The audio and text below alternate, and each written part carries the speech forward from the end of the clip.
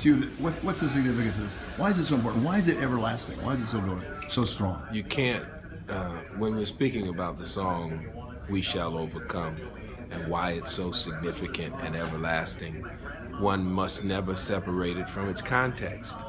It's so significant and everlasting because it was a part of a movement for hope, a movement of hope, a movement that said things will change, they can change, and they can change because we're involved, and that means all of us. So wherever you go today, remembering the great strides that were made during the civil rights movement, whether it was the desegregation or integration of schools, lunch counters, swimming pools, the passing of the Voting Rights Act, the Civil Rights Act, whether it was just simply more and more people coming to realize that if we don't live together as brothers and sisters, we will perish together as fools.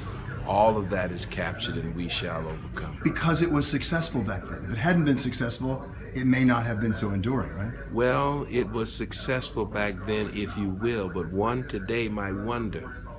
But what it does is when we sing We Shall Overcome, even in the midst of seemingly hopeless situations, there is hope. So as we look at the bombing in Paris, France, as we look at so many other tragedies around the world, the destruction of religious sites, we know the wars that are still raging. We know that when we sing We Shall Overcome, those of us who are committed have hope, and we will keep pressing, we will keep working, and believing that we shall overcome someday. How does it feel to you as someone who marched and fought for civil rights and listened to that song and embraced it, now sing it, new generations, new causes, new countries taking that song? When I hear people all over the world singing the song, when I am in different situations, whether it's fighting for equal rights for women, whatever it is, I am inspired because I say, my goodness, look at what has come from this song. I mean, when that young man stood in front of a tank in Tiananmen Square and everybody sang We Shall Overcome, I said, gee whiz, Dr. King and those nonviolent marches were the very genesis of a huge movement. But maybe not really the genesis, but just carrying on the hope that's going to make this world a better place. I saw John Lewis the other day. He was out at our college.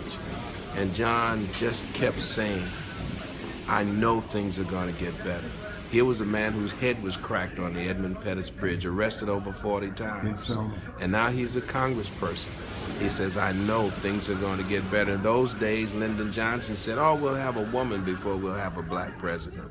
Look at Barack Obama. We shall overcome. We shall overcome. Deep in my heart, I do believe we shall overcome someday. And we will. We will. We will. Beautiful.